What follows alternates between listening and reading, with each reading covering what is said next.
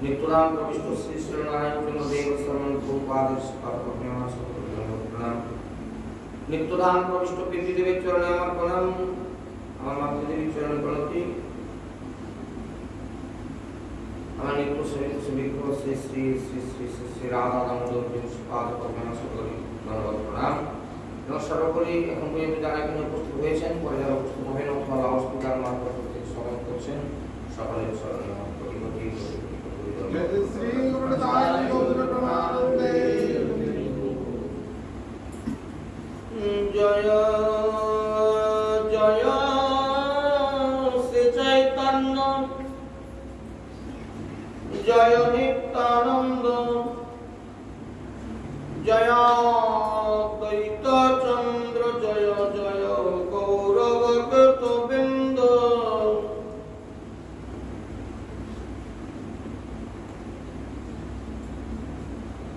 भट्टाचार्य तुम यार ना जानो महिमा भगवत्ता लक्षणेर इहाते सीमा ताहाते विख्यात इहो परम ईश्वर अज्ञस्थाने किछु नहे विज्ञेर गोचर शिष्यगण कहे ईश्वर कह कोन प्रमाणे आचार्य कहे विज्ञ मत ईश्वर लक्षणे सार्वभौम भट्टाचार्य गृहे अवस्थानकालीन महाप्रभु सम्पर्के आलोचना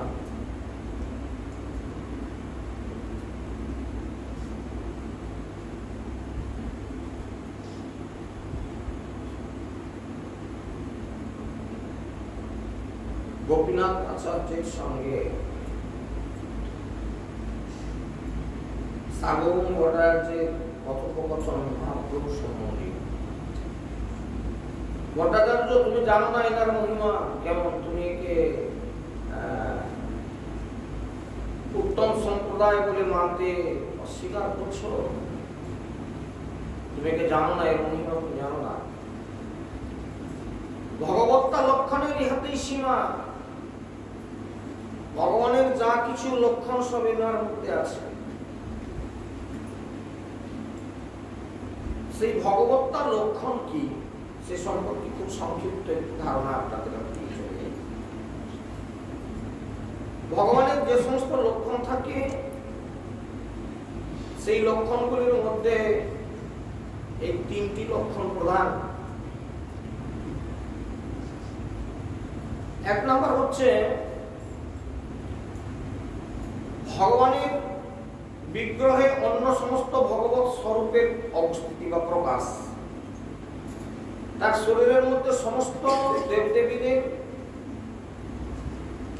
বা অন্যান্য সমস্ত ভগবত স্বরূপের অবস্থিতি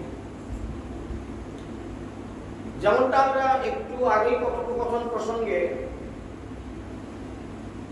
যে বৃন্দাবন থেকে গোপাল এসেছিলেন সাক্ষী দিতে সেই গোপাল সম্মুখে নিত্যানন্দ এই সাক্ষী গোপালের বিবরণ বর্ণনা করতে করতে মহাপ্রভু যে অবয়ব সেটি ওই গোপালের অবয়বের সঙ্গে একাকার হয়ে যাচ্ছে সবাই বুঝতে পারছে যে আসছেন নিত্যানন্দ এইদিকে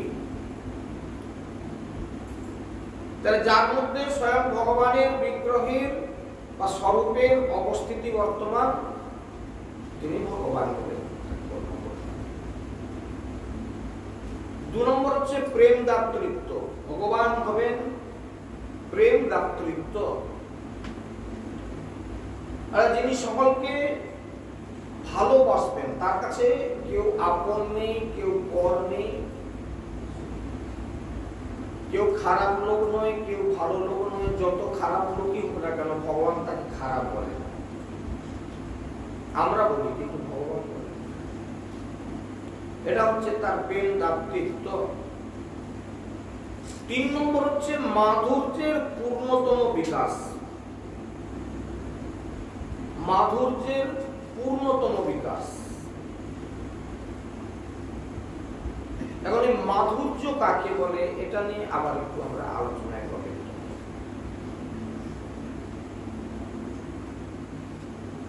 মাধুর্য, মধুর ভাবের প্রকাশ।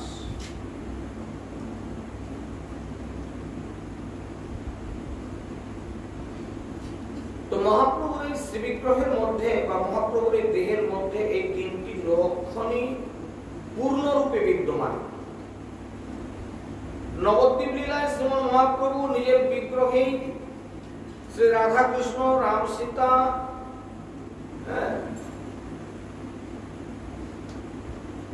শ্রী বরাহদেব, লক্ষ্মী দেবী,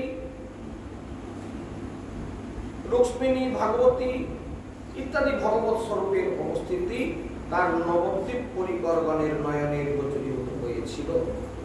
এটা সন্ন্যাসের পূর্বেই নবদ্বীপে তিনি বহু লোককে প্রেম দান করেছেন। তার প্রেম দাতৃত্ব সন্ন্যাসের পূর্বেও তিনি বহু লোককে প্রেম দান করেছেন।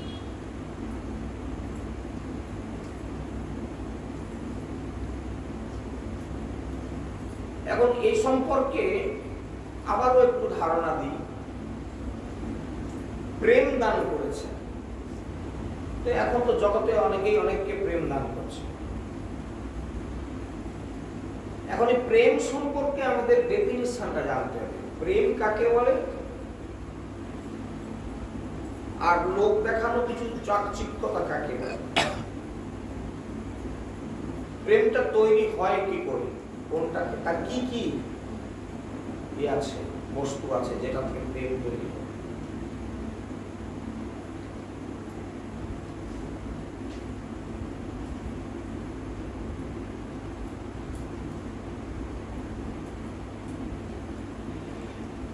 কৃষ্ণ সূর্য সম,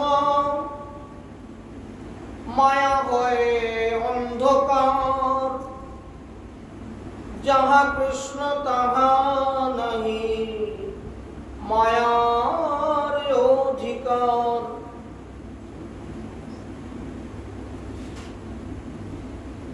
কৃষ্ণ সূর্য সম, মায়া হচ্ছে অন্ধকার। যেখানে কৃষ্ণ ভাব আছে, যেখানে কৃষ্ণ কথা আছে, যেখানে কৃষ্ণের রাধা গোবিন্দের অর্চন হয়, সূর্য সম, সূর্যের মতো দীপ্তি সম্পন্ন তার মহিমা।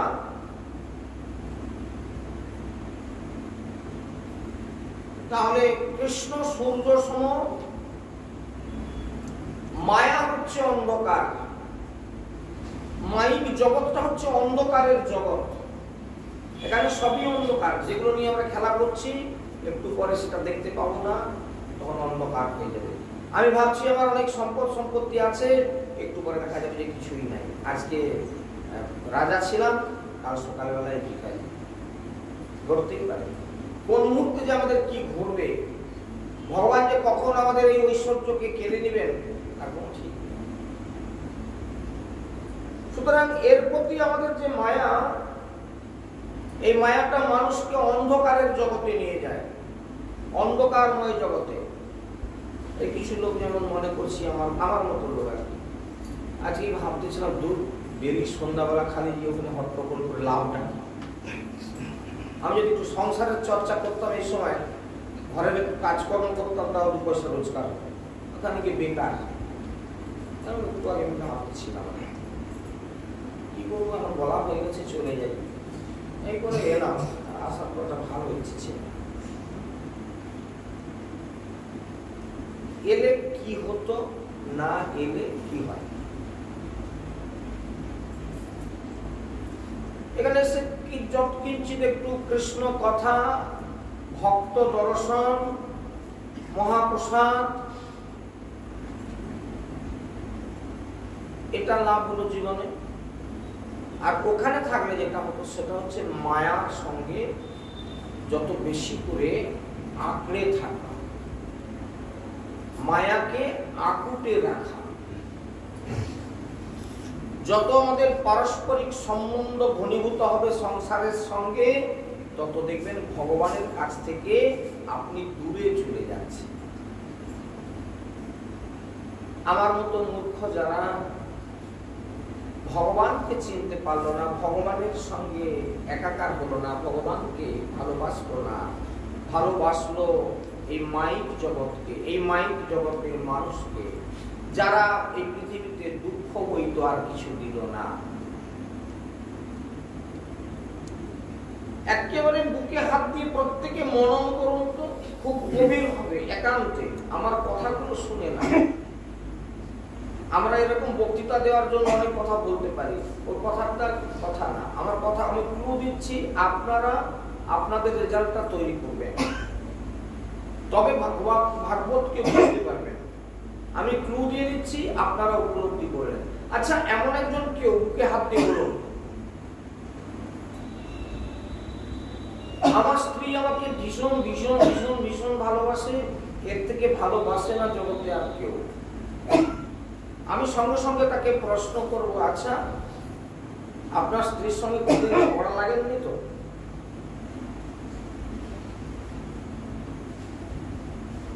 এটা যদি সত্যি হয়, কেউ যদি বুকে হাত দিয়ে বলেন যে না আমাদের জীবনে কোনোদিন কথা কাটাকাটিও হয়নি, মনোমালিন্য হয়নি, আমি আপনাকে প্রণাম জানাই,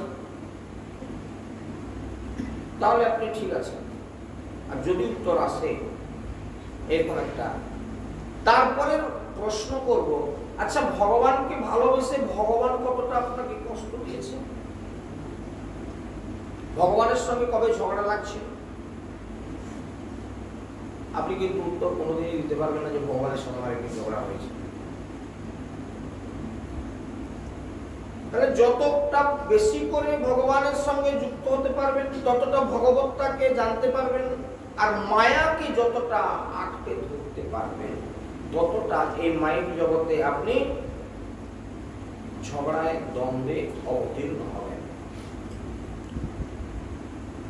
কারণ এই মায়া হচ্ছে অন্ধকারময় জগৎ। এই সংসারকে যত ভালোবাসবেন, আরেকটা প্রশ্ন করি, আচ্ছা যারা পিতার পুত্রের জনক, আপনি বুকে হাত দিয়ে বলুন যে আমার পুত্র একদম সোনায় সোহাগা, কোনোদিন আমাকে দুঃখ দেয়নি, আমার মেয়ে আমাকে কোনোদিন দুঃখ দেয়নি। এদেরকে নিয়েই তো আমাদের সংসার, এদেরকে নিয়েই তো আমাদের ভালোবাসা, এদের জন্যই তো আমরা দিন রাত পরিশ্রম করে যাচ্ছি, এদের সুখের জন্যই তো আমার জীবন কয়লা হয়ে গেল। কিন্তু বিনিময়ে আমি কি পেলাম? এটা দ্বিতীয়ত আমরা আরেকটা জায়গা দেখব, আমি যে সংসারের জন্য এত করলাম, সংসার আমাকে কি দিল? আর আপনি ভগবানকে ভালোবেসে যান, ভগবান কি দেয় দেখুন। সংসার কি দিল? জীবন ভরা দুঃখ দিল, আর মৃত্যুর পর দুখানা বাঁশ দেবে, এক দুয়াটি খড় দেবে, বিচার দড়ি পাকানোর জন্য আর খাটুনি প্রস্তুত করবার জন্য, আর কিছু আমার ছেঁড়া জামা কাপড় দেবে, সঙ্গে ছেঁড়া মাদুর একটা দেবে, ছেঁড়া দেবে, ভালো দেবে। আমার যদি নতুন কিছু কাপড় জামা থেকে যায় ট্রেনকে, ওগুলো আর দেবে না। ওগুলো কাপড় দিয়ে যদি 2 পয়সা পাওয়া যায় সেও ভালো, কি কাপড় দিলে পরবে ভালো, আমার ভাইকে দিলে পরবে, সেরকম কেউ যদি বলে তো তাও ভালো। একে কেন দিতে হবে? এটা কি মিথ্যা না সত্যি? একটু বুঝে দেবো। খুব ভালো প্রমাণ পেতে গেলে মরে দেখতে হয় না। তো এখন এই কথা তো আমি বলতে পারি না, তাহলে বাবাজির মার একটা মাটি পড়বে, সে কথা বলতে পারি না। একটা কাহিনী মনোযোগ আপনাদের কাছে আমি বলতে পারি। ঠিক এটা এরকম, গুরুদেব দীক্ষা দিলেন শিষ্যকে। গুরু হচ্ছেন তিনি, গুরুর ডেফিনেশনটা ভালো করে জেনে রাখুন, যিনি আমাদের পিছনে আমাকে উদ্ধারের জন্য, এই সংসার থেকে আমাকে উত্তীর্ণ করবার জন্য 108 জন্ম ধরে আমাদের পিছনে ধাওয়া করবেন, তিনি গুরু হওয়ার জন্য। এক জন্ম না, 108 জন্ম আমার পিছনে ধাওয়া করেন। বাবা আয় বস, এ কথা শোন, বাবা এটা কর, বললে তুই বলো এটা পাবি, কর। আমরা যদি জগতের আজকে গুরুদেবদের দিকে তাকিয়ে দেখি, তাহলে তারা একটা মন্ত্র দেওয়ার পর তারপর সে এবার বৎসরে বৎসরে সবার করে আসবে, কড়াই হয়েছে না, গম হয়েছে না, তিল হয়েছে না, ধান হয়েছে, ইত্যাদি ইত্যাদি, খালি সেই সব খবর করে আর বেঁধে খালি নিয়ে যাওয়ার ধান্দা করে। কোনোদিন হয়তো বলেও না তোরা আয় আমার কাছে বস, কি করলি রে, আমি যে লিখে দিয়ে গিয়েছিলাম বিবাদ করলি কর। অধিকাংশ জায়গায় এই অবস্থা। তাহলে কি তিনি আমার জন্য কোনো চেষ্টা করলেন? ভাগবতের 11 স্কন্ধে কিন্তু পরিষ্কার ভাবে বলা হয়েছে গুরুর নস্যাৎ, সেই গুরুকে গুরু বলে মানা যায় না যে গুরু না আমাকে কৃষ্ণ ভজনের পথ দিয়ে আমাকে উদ্ধার করবার চেষ্টা করে, কৃষ্ণ ভজনের পথ দেখিয়ে আমাকে উদ্ধার করবার চেষ্টা করবে। তার হাজারো চেষ্টা থাকবে শিষ্যের পিছনে। বারে বারে তিনি যাবেন তাদের বাড়িতে, যে ছেলেগুলো আনলো না বেশি ওদের বাড়িতে বারে বারে যাবেন। কে রে আয় বস, দেখি অমুক তমুক, কি রে এরকম করিস নেই, আমি কিন্তু আবার 6 দিন পরে আসবো, ওদের বাড়িতে আসবো, তোর বাড়িতে আসবো, আমি কিন্তু সেদিন এসে বলবো আবার। ঠিক শিক্ষক মহাশয় যেরকম করে একটা ছেলের উন্নতি ঘটাতে চেষ্টা করে, একজন গুরুদেব হবেন সেরকম 108 জন্ম ধরে আমাদের পিছনে ধাওয়া করতে করতে কৃষ্ণ ভজনের পথ দিয়ে তাকে ছাড়বে। বলি সেই কথা। তো একজন গুরুদেব তার শিষ্যকে দীক্ষা দেওয়ার পর বৎসর খানেক পরে এসছেন, রে আয় বস, কি করছিস? বাবা তুই এক কাজ করিস, সংসারে প্রচুর ঝামেলা, অনেক কিছু গন্ডগোল, চল আমার সঙ্গে চল, আমার কাছে থাকবি।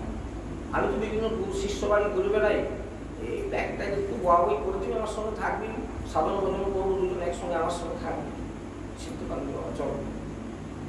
বলে ঠাকুরমশাই কি বলবো, অনেক ঝামেলা সংসার, আর তাছাড়া কি সংসার ছাড়া যায় না, আপনি যে কি বলেন, স্ত্রী পুত্র আমাকে এত ভালোবাসে না, আমাকে একদিন না দেখতে থাকে।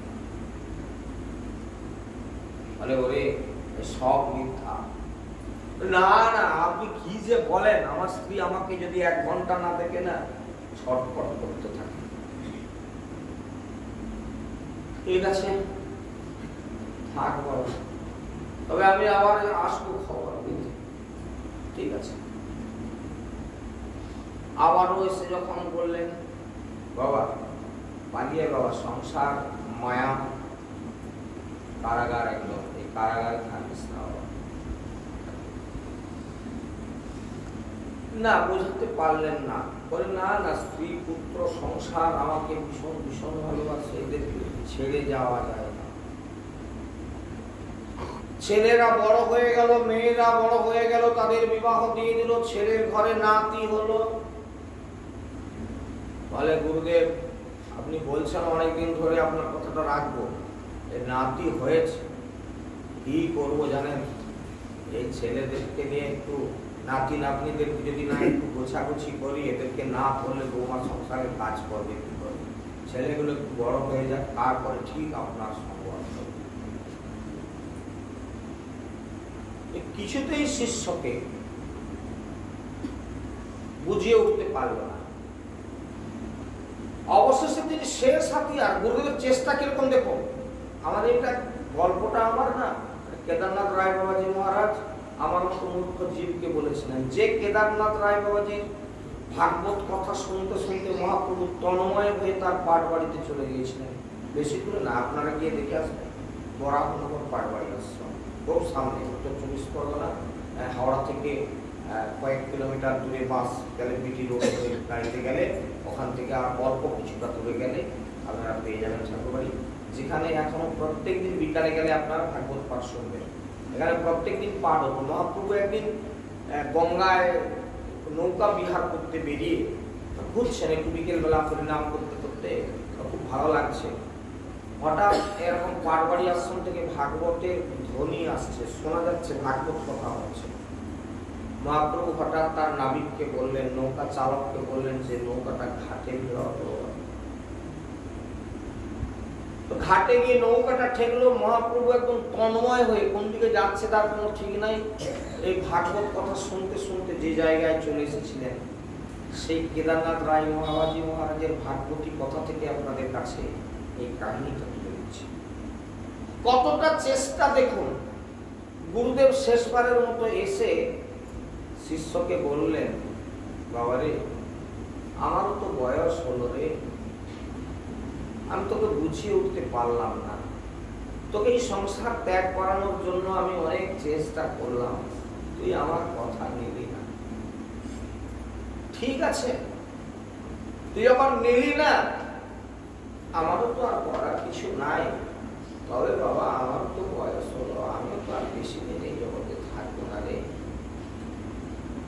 তবে তোকে একটা জিনিস আমি দেখিয়ে যেতে চাই, দেখাতে চাই। তুই একটু দেখে অন্তত যদি বুঝতে পারিস বাবা, তারপরে আমাকে বলিস। কি ঠাকুরমশাই?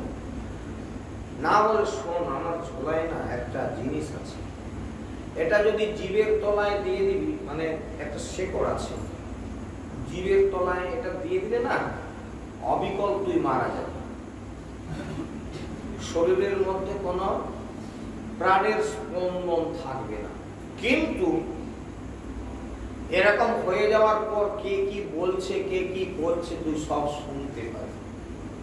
এই সংসার তোকে কত ভালোবাসে, তুই একটু দেখে জানবি। তো ঠিক আছে, দেখ আমি দেখবো, টেস্ট করে আপনার কথা শুনবো। তো ওই জড়িটা মানে শেকড় কেটে শিষ্যকে দিয়ে দিয়েছে। তুই আগের দিন বৌমাকে বলবি যে আগামীকাল না আমি বেলা 10টার দিকে মারা যাব। সে কি করে বলবো? আর সেই কথাই তোকে বলে দিচ্ছি, শেকড়টা জেবের তলায় দিলেই অবিকল মারা যাবে। তারপর তুই মারা যাবে। মারা যাওয়ার পর তুই শুনবি ওরা কি বলে।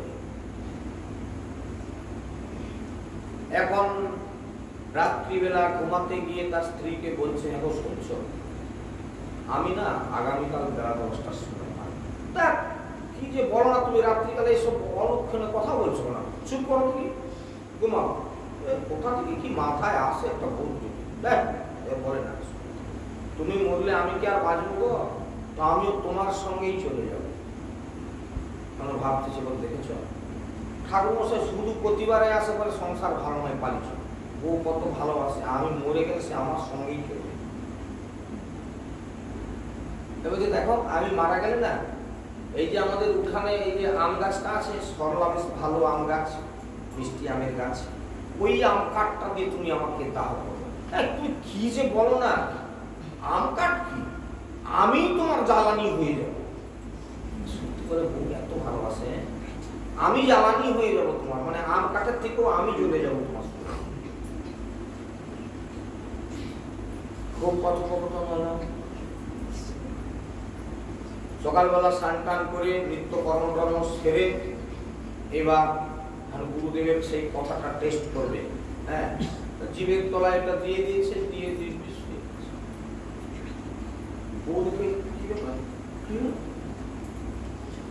ঠেলা ঠেলি করে,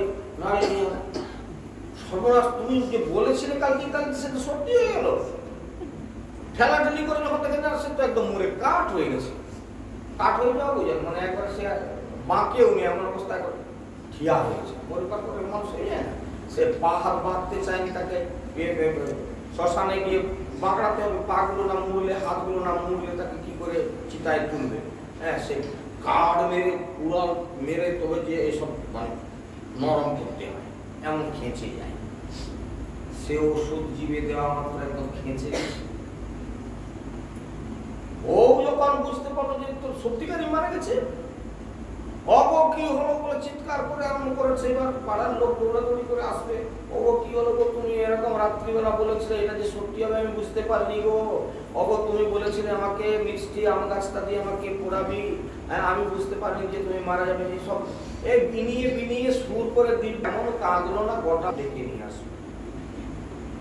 তারা অনেকক্ষণ থেকে সকাল থেকে শুনতেছে যে মিষ্টি আমের গাছটা দিয়ে তাকে পোড়াতে বলছিল, রাত্রেবেলা বলছিল কালকে আমি মরে যাব, আর ইত্যাদি ইত্যাদি। সে মরে গিয়ে খেঁচে একদম হয়ে গেছে। এবার গ্রামের লোক আসলো, সকাল থেকে সেই কথাটা বলেই তো কান দিচ্ছে, সে মিষ্টি আমের গাছটা দিয়ে পোড়াবি আমার। তখন এবার গ্রামের লোকজন জুটে বলছে, তাহলে আর কাঁদো আর যাই করো বাবা, এখন যে মারা গেছে তার সৎকার তো করতে হবে নাকি, যতই আমাদের আপনজন হোক না কেন। দু ফোঁটা চোখের জল ফেলে বটে, কেউ কেউ কেউ কেউ ইচ্ছায়, কেউ কেউ অনিচ্ছায়। অনিচ্ছা মানে বলে এমন একটা বউ দেখো কি বাসনি, হ্যাঁ স্বামী মরে গেছে একটু কাঁদেনি বউ, সেই জন্য একটু মিছামিছি ওগুলো কাঁদতে হয়।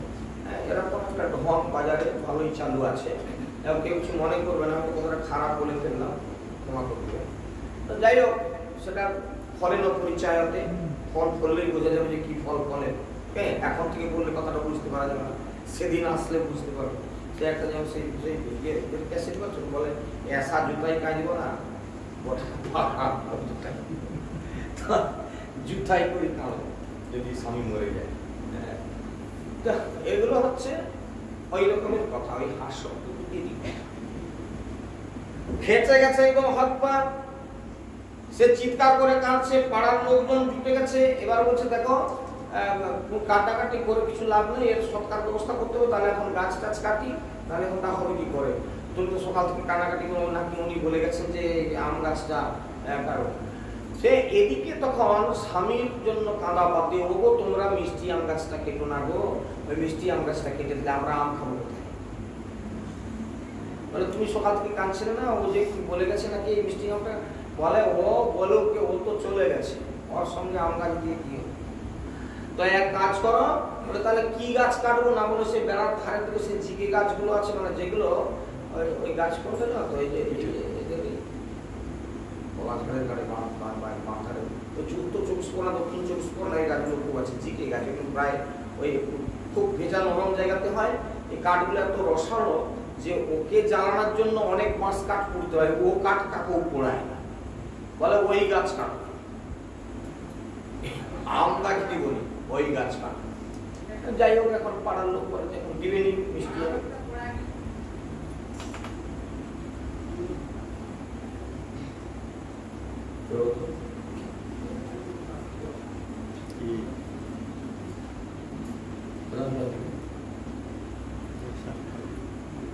তো বলছে যে এক কাজ করতে হবে, এখন হলো না যখন, ঠিক আছে যে গাছগুলো কাটতে বলছে সেই গাছগুলো কেটে কাট।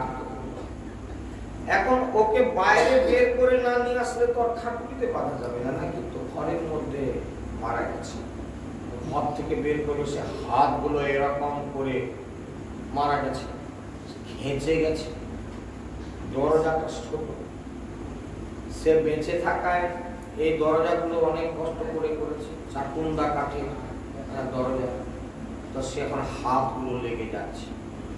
তো তার স্ত্রীকে বলছে, বলে হাতগুলো লেগে যাচ্ছে, কিছুতেই বাঁকানো যাচ্ছে না, দরজাটা কেটে দেবো, কেননা এই হাতগুলো তো বেরাচ্ছে না এমনিতে। ওকে খেলানো কে বলবো করছে এগুলো যে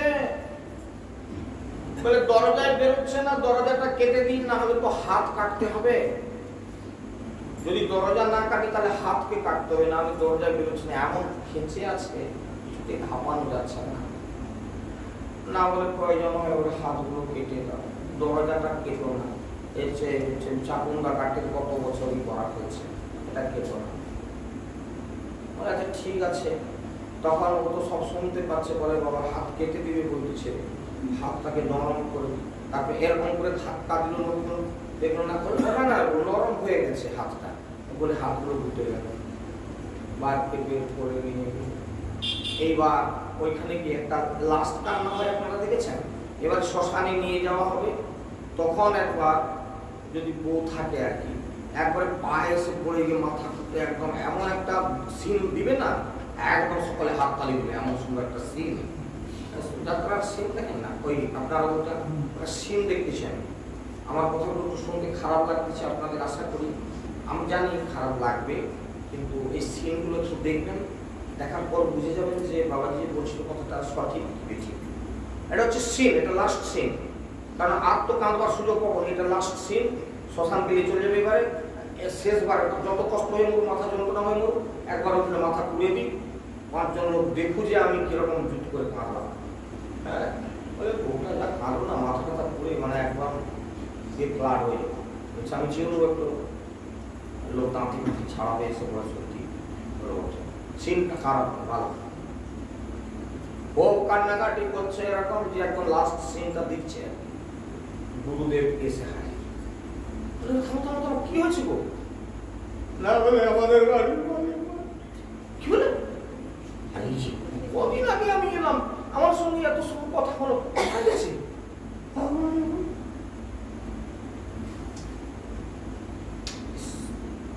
বাড়ি ভালো হচ্ছিল তো। আচ্ছা আমার কাঁদো না, কেন না, থামো থামো থামো, আমি একটা ব্যবস্থা করছি, থামো, কেন না।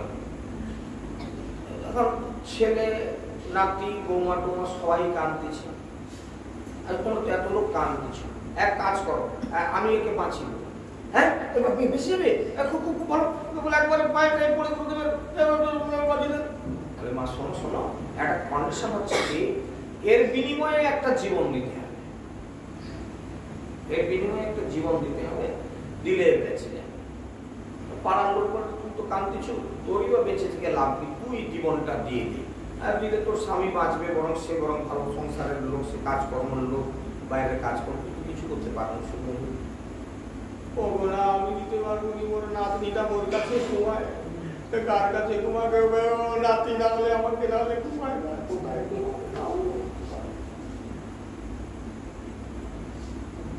একটা বিবাহিত ছেলে বৌমা কান্নাকাটি করতেছিল, তাকে বললো তুমি, বলে আমি বিয়ে করেছি গত বছর, এখন মরবাচ্ছ না, কথাটা ঠিকই।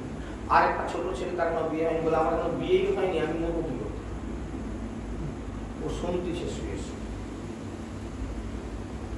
গুরুদেব বলতে চান, বলে তাহলে সেরকম লোক পাওয়া গেল না, তোমরা যে এত কান্নাকাটি করলে জন্য, তাহলে প্রকৃতপক্ষে কেউ লোক পাওয়া গেল না একটা। আচ্ছা দেখি, আমি দেখি কি করা যায়। এই বলে গুরুদেব এগিয়ে গিয়ে তার জীবের তলা থেকে জড়িটা বের করে দিল।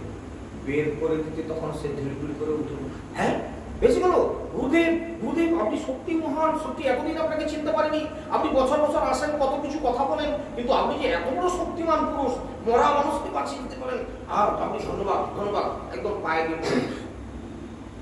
শিষ্যকে গিয়ে বলছে, বাবরে দেখবি সংসার এবার কি করবি বল? বলছে গুরুদেব এই মুহূর্তে আমি আপনার সঙ্গে চলে যাবো, আর এই সংসার থাকবে না। আশা করি আপনারা গল্পটা বলার মর্যাদাটা উপলব্ধি করতে পেরেছেন। এই সংসার ঠিক এইরকম সংসার, যে সংসার আমাকে অনেক ভালোবাসলো, কিন্তু আদতেও এরা আমায় ভালোবাসে না। যতদিন আমার শক্তি থাকে, ততদিন আমার শক্তিটাকে চুষে খায়। যেদিন আমি শক্তিহীন হয়ে যাব, বিছানায় পড়ে থাকবো, আপনাদের ঘটনা তো আপনাদের জানা, আমি আর আপনাদেরকে নতুন কি বলবো। সেদিন ওই একদিন দুদিন বড় জোর, তারপরে গালিগালাজ খেতে খেতে চোখের জলে দিনগুলো কাটে আমাদের। কিন্তু আমরা সময়ে থাকতে থাকতে কৃষ্ণ ভজনের পথকে বেছে না নিয়ে, গুরুদেবের কথা না শুনে জীবনটাকে আমরা ওই মাইক জীবনে কাটিয়ে দিই। যে প্রসঙ্গ থেকে এই কথাগুলো বললাম, কথাগুলো হচ্ছে কি, ভট্টাচার্য কহে তুমি ইহার না জানো মহিমা, ভগবত্তা লক্ষণের ইয়াতে সীমা, তাহাতে বিখ্যাত ইহ পরম ঈশ্বর, অজ্ঞ স্থানে কিছু নহে বিজ্ঞের গোচর। অজ্ঞ লোক বুঝতে পারে না, যারা বিজ্ঞ লোক তারা ঠিক বোঝে, হ্যাঁ অজ্ঞ লোক বোঝে না, মূর্খ কি বুঝবে মহিমা। এই জন্য ভগবানকে চেনা সাধারণ মানুষের কাজ না বাবা। ভগবানকে চিনতে হলে চোখ লাগে, সেই চোখটা আমাদের এই চোখ না। যে কারণবশত ভগবানের চিন্তা করতে করতে ভক্তি ভরে চোখগুলো বন্ধ করে দিতে হয়। কেননা এই চোখগুলো হচ্ছে মাইক জগতের চোখ। এই চোখ কোনোদিন ভগবানকে দেখতে সক্ষম হবে না। এ মায়া জগতের যা কিছুতে দেখতে পায়, এ সোনা দেখলে হাত বাড়াবে, এ টাকা দেখলে হাত বাড়াবে, কিন্তু ভগবানকে কোনোদিন চিনতে পারবে না। ভগবানকে সামনে পেয়ে ওই বড় একটা নমস্কার করে খালি চলে যাবে। কিন্তু যেখানে সোনা, যেখানে টাকা, সেইখানে কি ঘন্টার পর ঘন্টা কাটাবে ভগবান। আচ্ছা, আমি আপনাদেরকে প্রশ্ন করি, কে কে বলতে পারবেন হাত তুলে যে আমি ভগবানের কাছে বসে খালি চেয়ে থাকি ঘন্টার পর ঘন্টা? ওই একটা প্রণাম করতে সময় হয় সকাল থেকে, তাই না? আর বিষয়ের দিকে আমরা সারাদিন মাথা এরকম হচ্ছে আর সংসারের কাজ করছে। কেননা এখান থেকে পয়সা রোজগার ভগবানের কাছে ধার্য করে বসে থাকে, ভগবান খাবে। এই কথাগুলো কারণ আমাদের কি না ভগবানের প্রতি সুদৃঢ় বিশ্বাস নাই। এই বাবাজি জিজ্ঞাসা করছিলেন না, বলে এটা কি, ভক্তিটা কি, প্রকৃতপক্ষে ভালোবাসা কি? না, হৃদয়ের সুদৃঢ় বিশ্বাস। সেই সুদৃঢ় বিশ্বাস যতক্ষণ না আসে ভগবত সত্তা সম্পর্কে, ততক্ষণ ভগবানের কাছে। তাহলে ভগবানের লক্ষণ হচ্ছে কি কি? সেই ইহার মধ্যে যে ভগবত লক্ষণের সীমা একবারে যতটা থাকার কথা ততটাই আছে। তো আমি ভগবত লক্ষণ তিনটা বললাম। এক হচ্ছে স্বয়ং ভগবানের বিগ্রহে অন্য সমস্ত ভগবত স্বরূপগুলো অবস্থান করবে। 2 নম্বর হচ্ছে তিনি হবেন প্রেম দাতৃত্ব, অর্থাৎ তিনি সবাইকে ভালোবাসা দান করবেন। আর 3 নম্বর হচ্ছে মাধুর্যের পূর্ণতম প্রকাশ। মাধুর্যের পূর্ণতম প্রকাশ, পূর্ণতম সর্বৈশ্বর্যপূর্ণ ভগবানের 6টা ঐশ্বর্যের মধ্যে মাধুর্য হচ্ছে শ্রেষ্ঠ। আর সেই মাধুর্যের পূর্ণতম খনি হচ্ছে ভগবান, যেটা অন্যত্র একটু একটু ছিটে ফোটা কোথাও লক্ষ্য করা যায়, নাহলে লক্ষ্য করা যায় না। কিন্তু ভগবান পূর্ণরূপে তার